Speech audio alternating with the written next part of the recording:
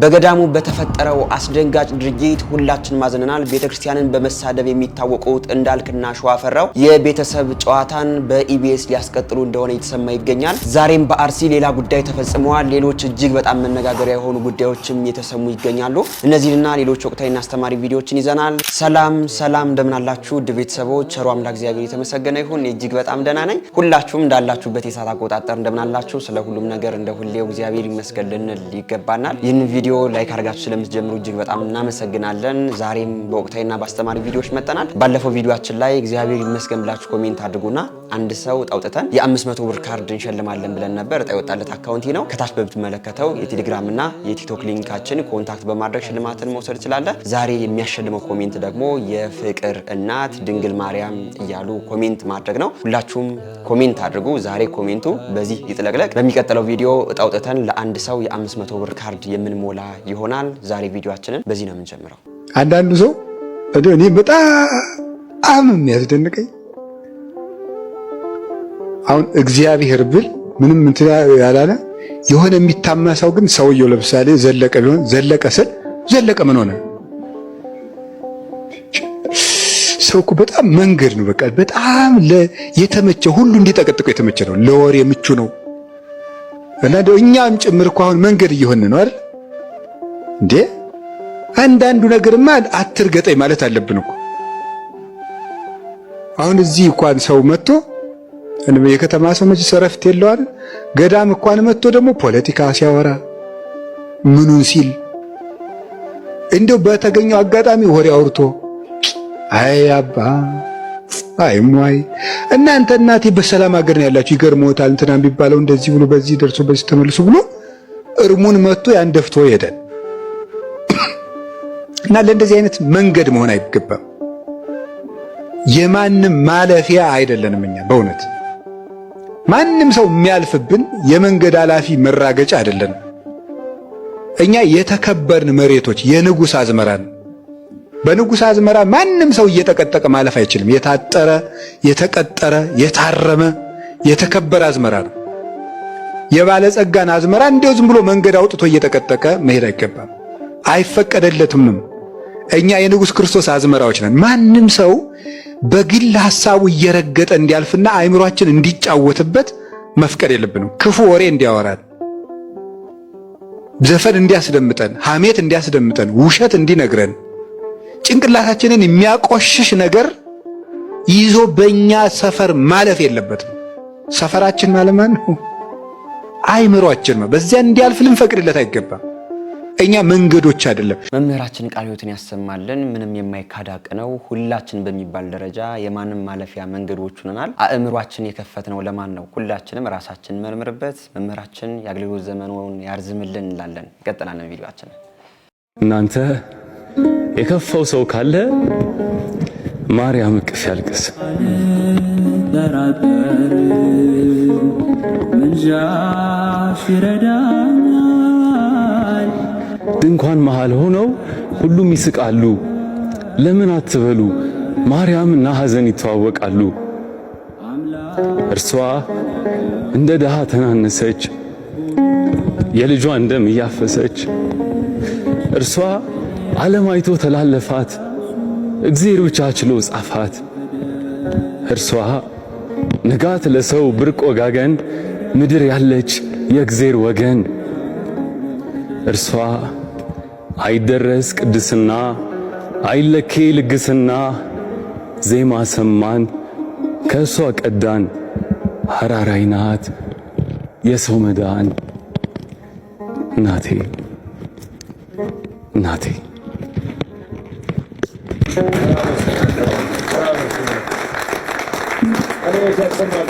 ወንድማችን ቃለ ሕይወትን ያሰማልን። መብርሃን ቅድስት ድንግል ማርያም ሁላችንንም ካለንበት መከራ ካለንበት ጭንቀት ታውጣን። እስቲ ሁላችሁም ኮሜንት ላይ ዛሬ የፍቅር እናት ድንግል ማርያም ያላችሁ ኮሜንት አድርጉ። ቅድም ቪዲዮ መግቢያ ላይ እንደተናገርኩት ዛሬ የሚያሸልመው ኮሜንት ይህ ነው። እንደው መሸለም የማትፈልጉ ሰዎችም ይህንን ኮሜንት ሳጽፉ እንዳትቀሩ። ወንድማችን ቃለ ሕይወትን ያሰማልን። ወደ ቀጣይ ቪዲዮአችን ደግሞ ስንሄድ ይህንን ሰሞን እጅግ በጣም መነጋገሪያ ከነበረው ርዕሰ ጉዳይ መካከል እንግዲህ የቤተሰብ ጨዋታን ወንድማችን ነጻነት ወርቅነህ ይዞት እንደነበር ይታወቃል። ነጻነት ወርቅነህ እጅግ በጣም ለሰው አዛኝ ርሩህ በጣም ደስ የሚል ተወዳጅ ወንድማችን ነበር። የቤተሰብ ጨዋታ የሚለውን የኢቢኤስ ፕሮግራም ማን ነው የሚያስቀጥለው የሚለው ነገር እጅግ በጣም አጠያያቂ ነበር። ይህንን ሰሞን ግን እየሰማናቸው ያሉ መረጃዎች እጅግ በጣም በሁሉም ላይ በጣም ብስጭትን እየፈጠሩ ይገኛሉ። ይህን ቪዲዮ አንድ አይተነው እንመለስ። ይህ ቪዲዮ በቀጥታ ለኢቢኤስ ቴሌቪዥን እንዲደርስልኝ ማኔጅመንቱ ማለት ነው ሁላችሁም ሼር እንድታደርጉ ጠይቃለሁ።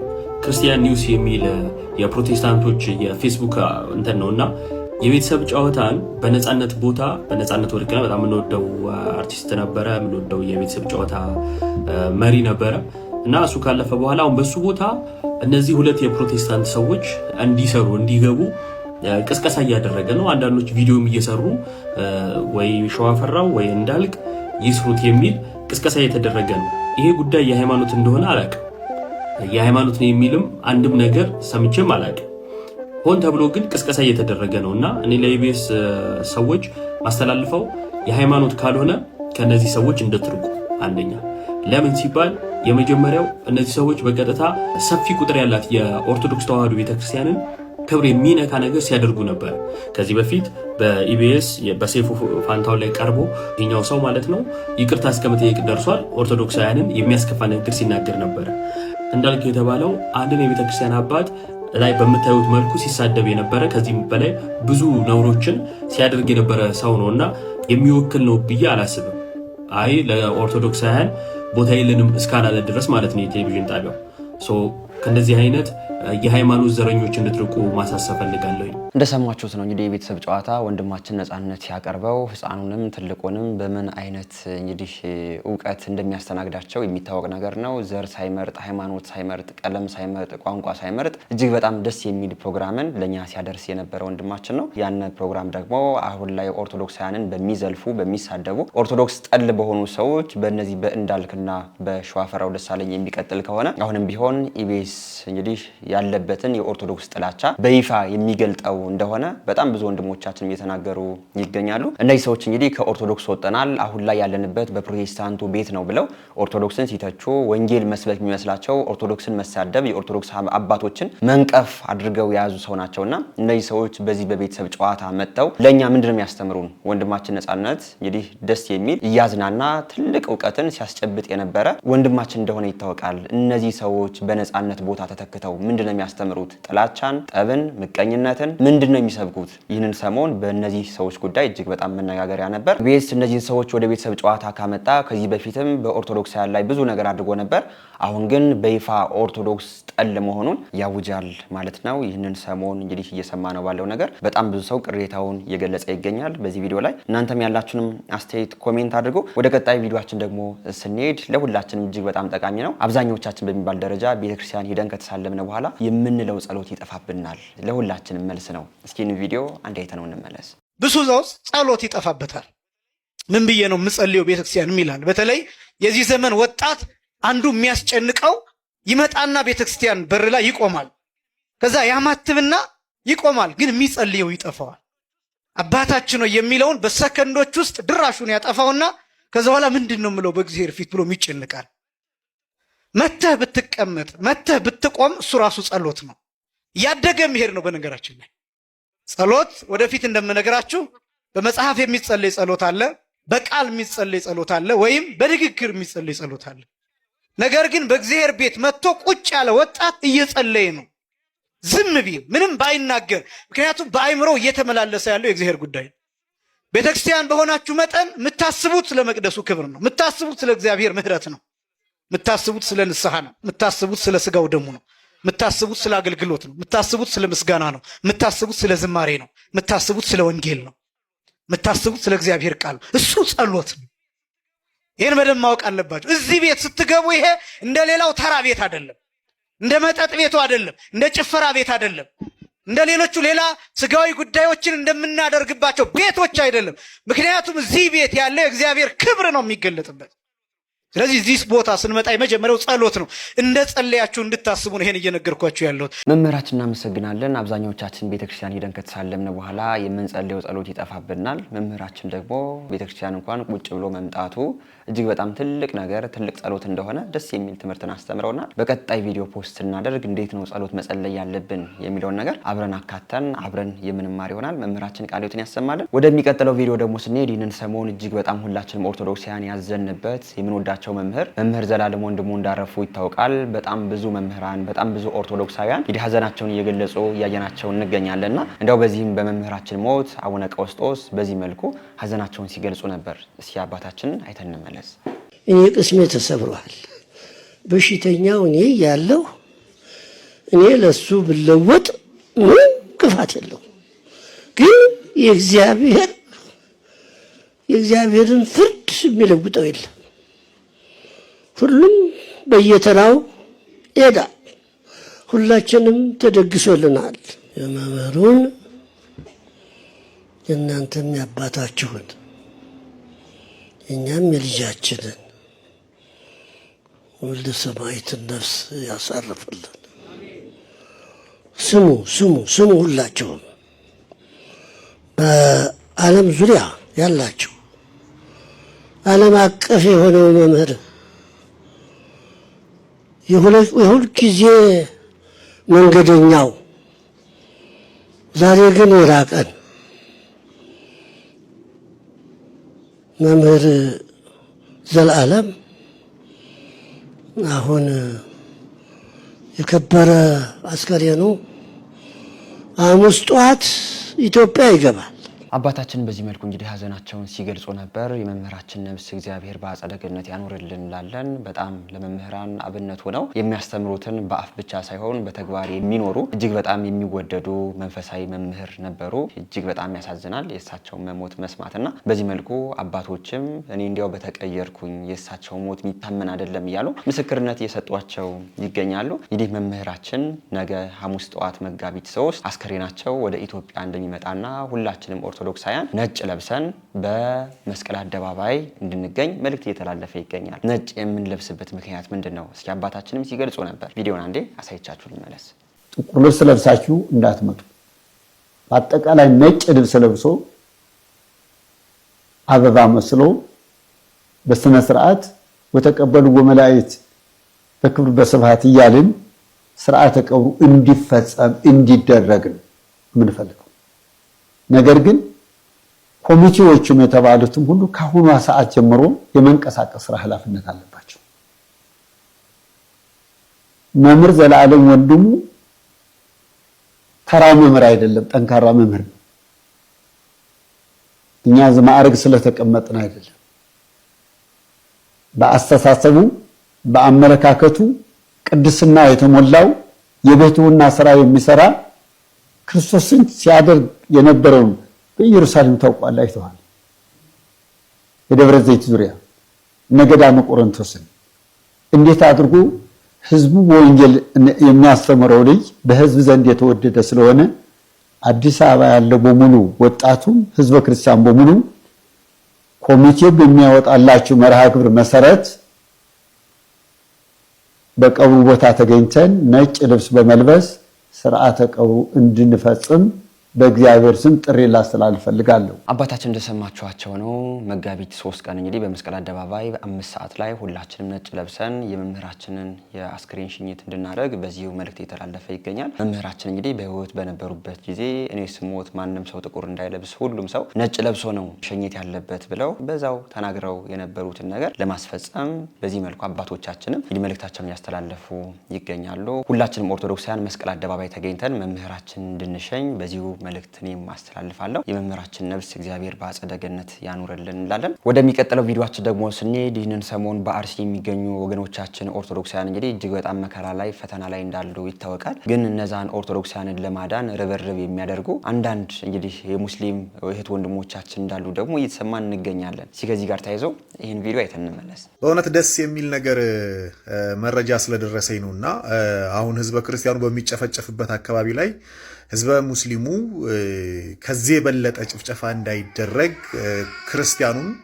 በመስጊድ ውስጥ ሳይቀር በየቤታቸው በየጓዳው ደብቀው ከሞት ያተረፏቸው ሙስሊም ወገኖቻችን አሉ። በእውነት ክብር ለሚገባቸው ሁሉ ክብር እንሰጣለን። በእውነት በጣም ነው የምናመሰግነው፣ በጣም ነው የምናከብራችሁ። ይሄንን አንድነትን ነው የምንፈልገው። አንድነትን የማይፈልጉ ጽንፈኞች ደግሞ አሉ። ውርጋጦች፣ የሰፈር ዱርዬዎች ተሰብስበው ነው ይሄንን እያደረጉ ያሉት።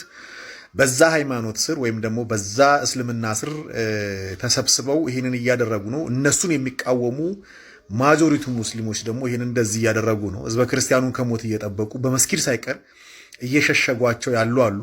በእውነት በጣም ነው የምናመሰግነው። ይሄም ጊዜ ያልፍና እንደ ታሪክ ልናወራው እንችላለን። በእውነት መቼም አንድነታችንን የሚያሸረሽር ነገር መኖር የለበትም ብለን እናስባለን። ከልብ እናመሰግናለን። እኛም የምንጮኸው የሌላ ሃይማኖት ጥላቻ ኑሮብን ሳይሆን እንደዚህ አይነት የንጹሃን ሞት ይቁም ብለን ነው። እነዚህ ሙስሊም ወንድሞቻችን በደንብ ሊመሰገኑ ይገባል። አሁን ላይ በአርሲ በጣም ብዙ ኦርቶዶክሳውያን የተጨፈጨፉ እንደሆነና አሁንም ቢሆን መከራ ላይ እንዳሉ ይታወቃል። እነዚህ ኦርቶዶክሳውያን ደግሞ አንዳንዶቹ መከራ እንዳይደርስባቸው ወደ መስጊድና ወደ ቤታቸው እየወሰዱ የሚደብቁ የእስልምና እምነት ተከታዮች እንዳሉ ስንሰማ ደግሞ ሁላችንም ተገርመናል። ባህላችን እንዲህ ነበር። ኢትዮጵያ ተብላ ስትጠራ እንግዲህ ሙስሊሙም ክርስቲያኑም በመተሳሰብ የሚኖርባት ሀገር እንደሆነች ሁላችንም እናገራለን።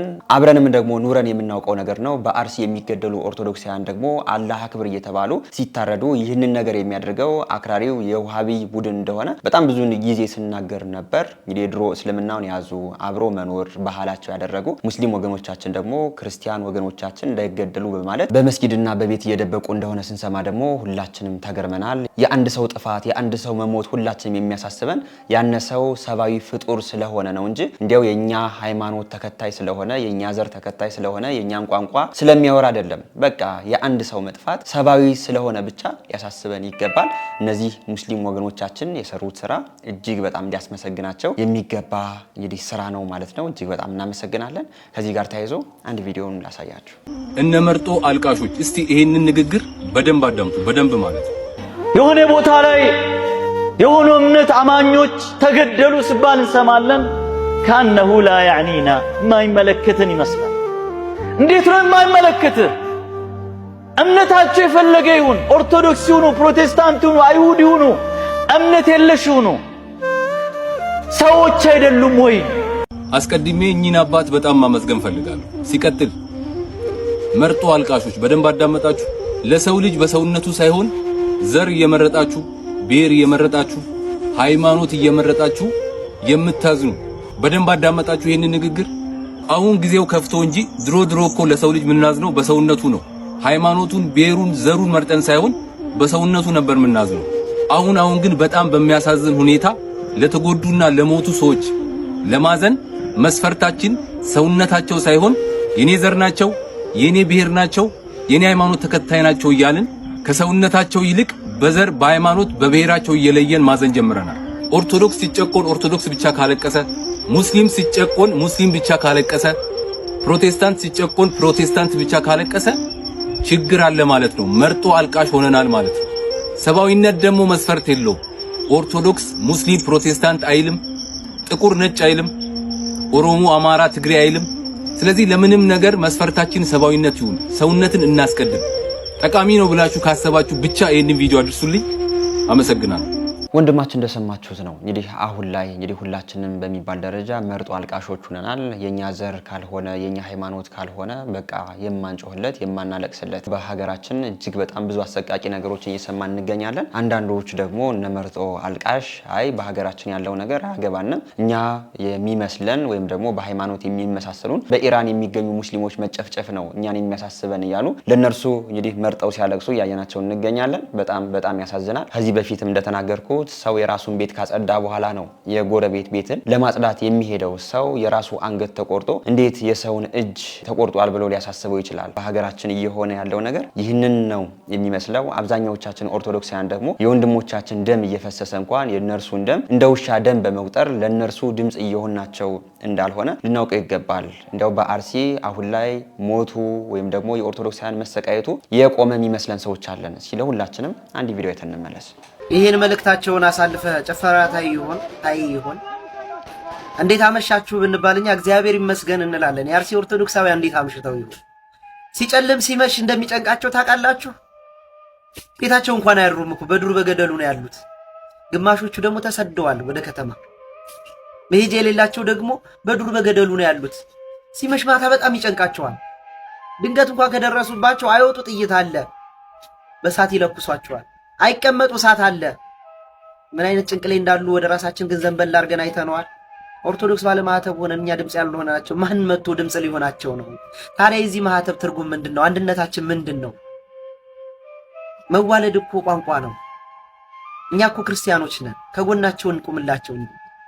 ቢያንስ እንደው ድምፅ መሆን ጸሎት ማድረግ ያቅተና አንድ ቪዲዮ ለነሱ መስራት፣ ሌላው ቢቀር እንደው ገለው እስከሚጨርሷቸው ድረስ መታገስ ያቅተናል። ወንድማችን እንደሰማችሁት ነው እንግዲህ በአርሲ የሚገኙ ኦርቶዶክሳውያን በዚህ አይነት መከራ ላይ ነው አሁን የሚገኙት። እኛ ቁጭ ብለን ቤታችን ይህንን ቪዲዮ እያየን እንገኛለን። ግን ሁላችንም ይህንን ነገር እያደረግን በአርሲ የሚገኙ ኦርቶዶክሳውያን ግን ዛሬ እንገደል ነገ እንገደል ወይም ደግሞ ወንድማቸው እህታቸው ተገሎ ሀዘን ላይ ተቀምጠው ነው ያሉትና አሁንም ቢሆን እነዚህ ወገኖቻችን ሊረሱ አይገባም። ሁሌም ቢሆን ለወገኖቻችን ለወንድሞቻችን ድምፅ ልንሆን ይገባናል። በአርሲ ሰማዕትነትን ለተቀበሉ ወገኖቻችን እግዚአብሔር የሰማዕትነትን ክብር ያጎናጽፍልን እንላለን። ወደ ቀጣይ ቪዲዮአችን ደግሞ ስንሄድ እጅግ በጣም የሚያሳዝን ነገርን እያየን እንገኛለን። በዚህ በፕሮቴስታንቱ ቤት የምናውቀው ድሮ ዲያቆን ነበርኩኝ እያለ ሲናገር የነበር አሁን ደግሞ እንዲያው ዲያቆን ነኝ ግን ደግሞ በፕሮቴስታንቱ ቤት ነኝ ብሎ የሚናገረው ልጅ ወደ ገዳም ሂዶ የፕሮቴስታንት መጽሐፍትን እየዘራ እየታየ ይገኛልና ይህ ጉዳይ ሁላችንም ኦርቶዶክሳውያን አሳሳቢ ደረጃ ላይ ጥሎናል። እስኪ ቪዲዮውን አይተን አንዴ ተመልሰን እንምጣ። ሁላችሁ ወደ ክርስቲያኖች ወንድማችሁ ነው ዲያቆን አቤል ነኝ። አሁን የምገኘው ጥንታዊ የሆነ ገዳም ውስጥ ነው። እዚህ ገዳም ውስጥ አባቶች እናቶች አሉ። ለነሱ እንግዲህ በአቅማችን የተወሰነ ነገር ይዘን መተናል ጾሙን ምክንያት በማድረግ ከዛ ግን ዋንኛ የሚቀድመውን የእግዚአብሔርን ቃል መጽሐፍ ቅዱስ እንዲኖራቸውም ስለምፈልግ እንዲያነቡም ስለ ክርስቶስ በይበልጥ እንዲረዱ ስለምንፈልግ መጽሐፍ ቅዱስ ይዘን መተናል። ይህ መጽሐፍ ቅዱስ እንግዲህ ለአባቶች ለእናቶች እንሰጣለን። አንዳንድ እንግዲህ በአቅማችን የተወሰነ ነገርም ይዘን መተናል። ያንንም እንረዳለን። ከኛ ጋር አብራችሁ ቆዩ። እንዲህ አይነት ንቀት እንግዲህ በእኛ በገዳሞች ላይ እየተፈጸመ ይገኛል። ይህ ልጅ ድሮ ዲያቆን ነበርኩ አሁን ደግሞ ዲያቆን ነኝ ግን ደግሞ በፕሮቴስታንቱ ቤት ነው ያለሁት ብሎ በጣም ኦርቶዶክሳውያንን ሲሳደብ አባቶችን ሲሳደብ በእነ ዮናታን አዳራሽ ሂዶ ደግሞ ሲጨፍር የምናውቀው ልጅ ነው። በዚህ መልኩ በይፋ የፕሮቴስታንት መጽሐፍትን ወደ ገዳማት ሂዶ እየሰጠ እያደለ እንደሆነ እያየነው እንገኛለንና አሁንም ቢሆን ይህ ነገር በግልጽ የታየው ነገር ነው እንጂ እነርሱ በጣም ውስጥ ለውስጥ ብዙ ነገር እንደሰሩ እያየንበት እንገኛለን። በጣም የሚያሳዝን ነገር ነው። ይህ ልጅ በግልጽ በዚህ መልኩ በገዳም ሂዶ እንደዚህ መጽሐፍ ማደዱ በጣም ትልቅ ንቀትን ያሳያልና ይህንን ቤተክርስቲያን የምታውቁ ሰዎች ይህ ልጅ ያደረገው ነገር ልክ ያልሆነ ነገር እንደሆነ ለአባቶች መልእክት ልታስተላልፉ ይገባል። የቤተክርስቲያናችን የሕግ ክፍል ይህን ልጅ ለሕግ እንድታቀርብልን ስንል በዚሁ መልእክታችን እናስተላልፋለን። በዚህ መልኩ ነው በይፋም በውስጥ ለውስጥም በእኛ በገዳሞች ላይ ትልቅ የሆነ እሾ እየተከሉብን የሚገኘው። ይህ ነገር ንቀት ነው። በገዳሞች ላይ እንዲህ አይነት አጸያፊ ተግባርን የሰሩብን ይገኛሉ።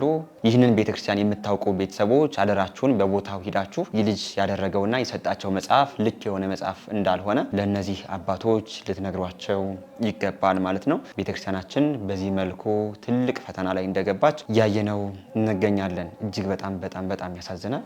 እንቀጥላለን ቪዲዮአችን። በድፍረት ተናገርክ ልትሉ ትችላላችሁ። አውቃለሁ ብዙ ቅድስና ያላቸው መነኮሳት አሉን፣ ብዙ ቅድስና ያላቸው ካህናት አሉን፣ ብዙ ቅድስና ያላቸው ዲያቆናት አሉን።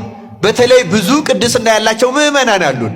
እንደ ቤተ ክርስቲያን እንደ ህብረት ግን ተበላሽተናል። በእውነቱ ተበላሽተናል። ራሱ ደረጃ የምናወጣው የምንመካበት ብዙ ነገር ነው።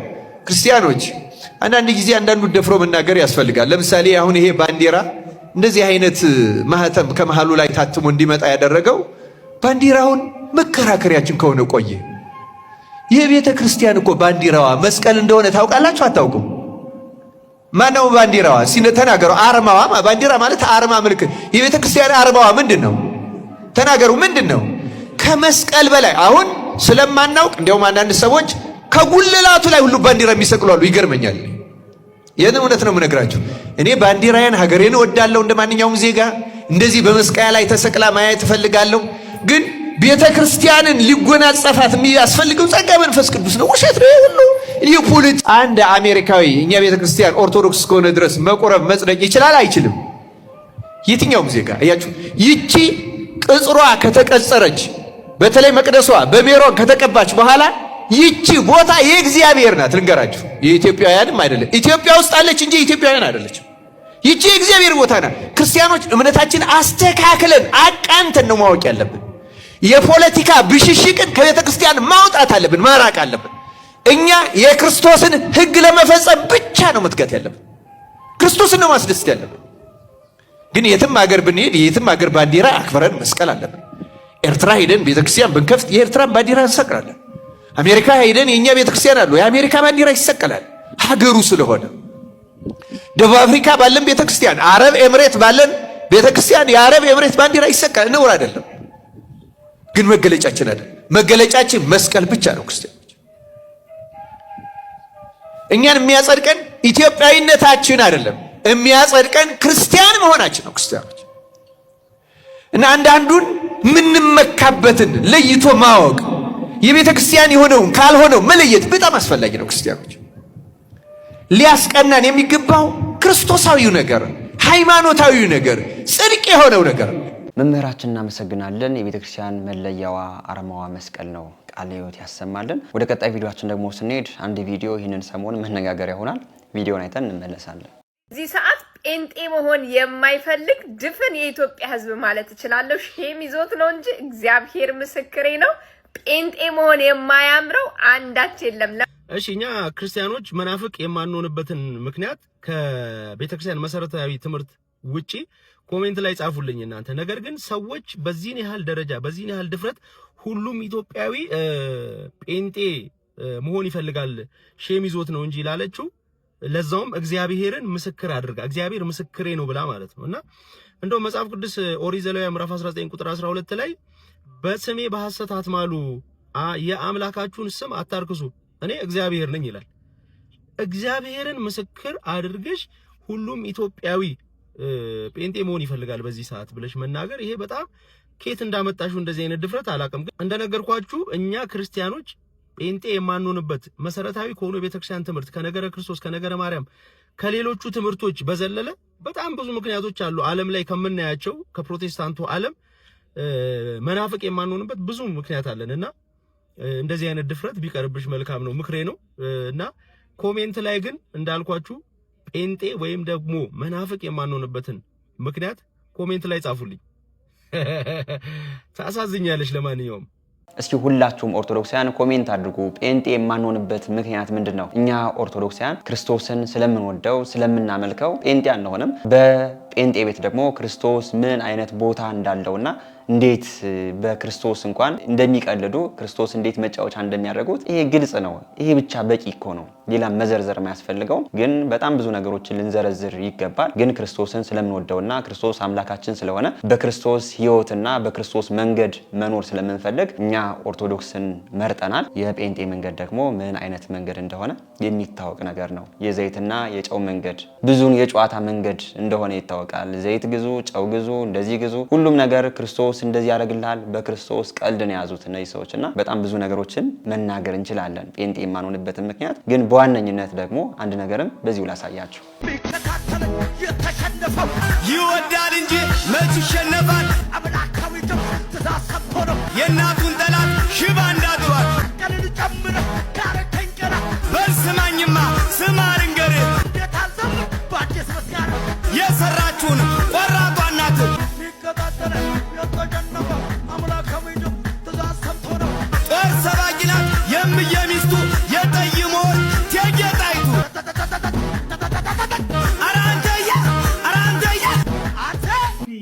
ማድረግ እኮ አይነት አለውና እንደዚህ እጥብ ልቅልቅ አድርጎ መውሰድ ግን በጣም ሼም ነው። የሆነ ጫፍ ነገር እኮ ይወስዳሉ አንዳንድ ሰዎች በዘዴ።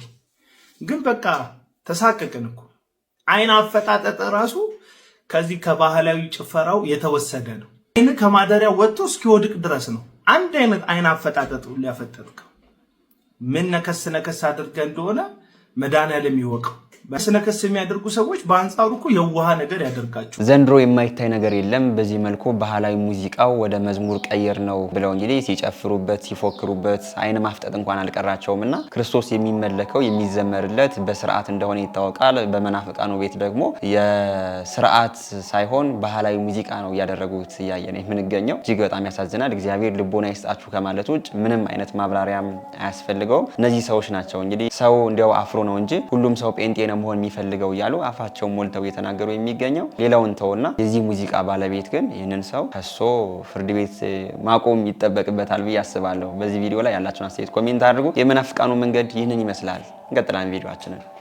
ቢያንስ 3 ነገሮች ላይ ብንታገስ ጥሩ ነው። የመጀመሪያው እግዚአብሔርን ብንታገሰው መልካም ነው። እግዚአብሔርን ብንታገሰው ማለት ያልመለሰልንን ጥያቄዎች እስኪመልስልን ድረስ አለማጉረምረም ማለት መጠበቅ፣ አንተ በጊዜው ሁሉንም ታደርጋለህ ማለት። ሁለተኛ ለራሳችን ራሱ ትዕግስት ሊኖረን ይገባል። የእውነቴን እነግራችሁ በአንድ ጊዜ ዛሬ መሰበክ ጀምረን የዛሬ ወር ጻድቅ መሆን መፈለግ ተገቢ አይደለም። እንችላለን? አንችልም። መታገስ ይገባል። የኛም አካል እስኪያድግ ልንጠብቀው ይገባል። አይዞ በርታ፣ ደግሞ እችን አስተካክላት እያሉ ራስንም ቢሆን መታገስ እስኪያፈራ ወዲያው ቸኩሎ አይ እንግዲህ እኔ 1 ወር ሞከርኩ አልተስተካከሉም እንግዲህ ይቅርብኝ ማለት አይደለም። ለራስም ታጋሽ መሆን ያስፈልጋል። እኛንም ቢሆን ብንወድቅም እያነሳን ብንንሸራተት እየደገፍ ራሳችን ራሱ ልንታገሰው ይገባል። በስህተቱ እንዲቀጥል ሳይሆን እንዲበረታ ለራሳችሁም ይቅርታ ማድረግ አለባችሁ። አጉል ይቅርታ አይደለም። አይዞ ትደርሳለህ፣ በእግዚአብሔር ኃይል ትደርሳለህ እያሉ ራስን ማበርታት ያስፈልጋል። አሁን ካልተለወጥኩ አለ ማለት ነው። 3ኛ ዳተኞች አትሁኑ ግን ተብለናል። ፈጥነን መወሰን አለብን፣ ግን ለውጡንና ፍሬውን ቶሎ አንጠብቅ ነው። 3ኛ የኛ የሆነን ሰው ልንታገሰው ይገባል እስኪስተካከል ድረስ። ከጸለይንለት የማይስተካከል ሰው የለም። ህሊናውም ይመለሳል። ክፉ አመል ሁሉ ይስተካከላል። ዲያብሎስ ብቻ ነው የማይስተካከለው። ስለዚህ ያን መታገስ ማለት ነገሮች እስኪፈጸሙ ጊዜያቸውን መጠበቅ ማለት ነው። የ5 መክሊት ነው። 5 መክሊት። እነዚህን መክሊት ክርስቶስ ሰጥቶናል። በእነዚህ ሁሉ ነገር ማትረፍ ይቻላል። ለመምህራችን እግዚአብሔር የአገልግሎት ዘመናቸውን ያርዝምልን። እጅግ በጣም ደስ የሚል ትምህርትን ያስተማሩን። የዛሬ ቪዲዮዎቻችን እነዚህ ይመስሉ ነበር። በንግግር ያጠፋሁት ነገር ካለኝ ሁሌም ቢሆን ለማስተካከል ዝግጁ ነኝ። እናንተ ብቻ ኮሜንት አድርጉ። ድርጅቶቻችሁን በዚህ አስተማሪ ቻናል ማስተዋወቅ የምትፈልጉ ሰዎች ታች በምትመለከቱት ስልክ ቁጥር በቴሌግራም በዋትስአፕ በመደወልም ልታገኙን ትችላላችሁ። ዛሬ እንግዲህ የሚያሸልመው ኮሜንት የፍቅር እናት ድንግል ማርያም እያሉ መጻፍ ብቻ እንደሆነ ቅድም ቢሆን ተናግሬያለሁ። ኮሜንት አድርጉ። በሚቀጥለው ቪዲዮ ተሸላሚ ነው የምናሳውቅ ይሆናል። ይህንን ቻናል እንግዲህ ሰብስክራይብ ያላደረጋችሁ ሰዎች እኔ ተመስገን ነኝ። ቻናሉን ሰብስክራይብ አድርጉት፣ ቪዲዮውን ላይክ አድርጉት። በሌሎች አስተማሪና ወቅታዊ ቪዲዮዎች እስከምንገናኝ ግን እኔንም እናንተንም ቸር ያቆየን። አቷል ጎሎበታል ብለህ ሳትንቀኝ ለዚህ ያደረስከኝ ጌታዬ እኔ ማን ነኝ? ይሞላል አይቀርም ባንተ ሸለቆዬ ጠብቃለሁና ቀንህን ጌታዬ። ሐዘን ጽልመት ክፉ ዘመን ቢገጥመኝም እንኳን ያልፋል ሁሉም ታሪክ ሆኖ በፊት ሲለካ ማን አፈረ ማን ጎደለ አንተን የጠበቀ ጸና ልቤ በእግዚአብሔር ይህን እያወቀ አቷል ጎሎበታል